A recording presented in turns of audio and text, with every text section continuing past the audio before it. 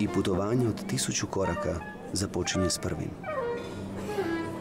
S avionskom kartom u džepu.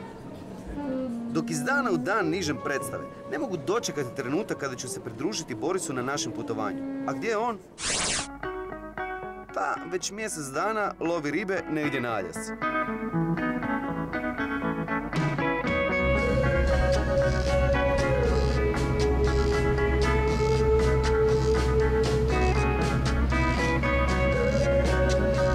Nakon Irana, Pakistana, Rusije, Kine, Perua, Bolivije i mnogih drugih, Aljaska je 85. zemlja koju sam posjetio u zadnjih 12 godina.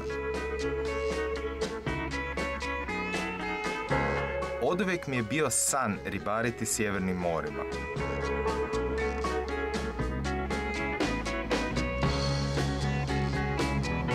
Vrlo brzo sam uskočio na Kilokak, brod kojim lovim losose sjeverno od ribarskog otoka Kodijaka.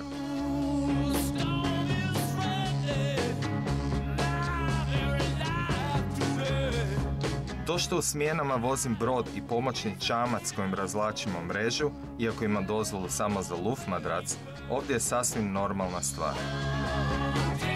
Postoji 5 vrsta lososa. Kraljevski, crveni, ružičasti, srebrni i pseći, kojeg tako nazivaju zbog njuške koja nalikuje pseće.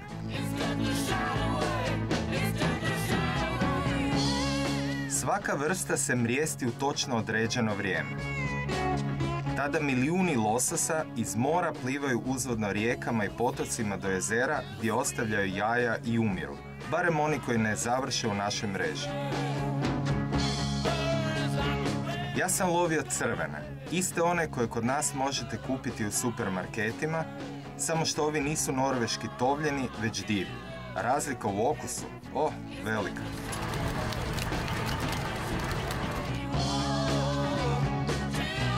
Nakon završenog posla, posada mi je ispričala da na svega 5 dana plovidbe uskoro počinje najveći izlov riba na svijetu.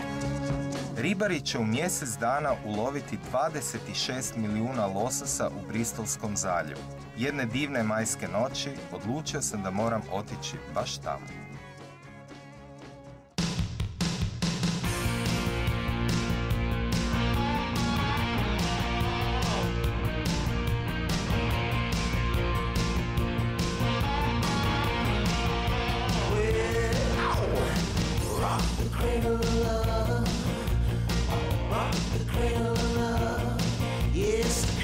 Polako mi nedostaje Dušan.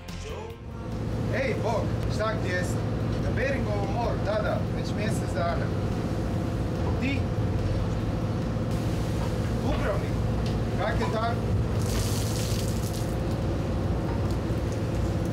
32 stupnja. Ovdje isto predivno, sunčano, super. Prekrasno vrijeme, jedva čekam da dođeš.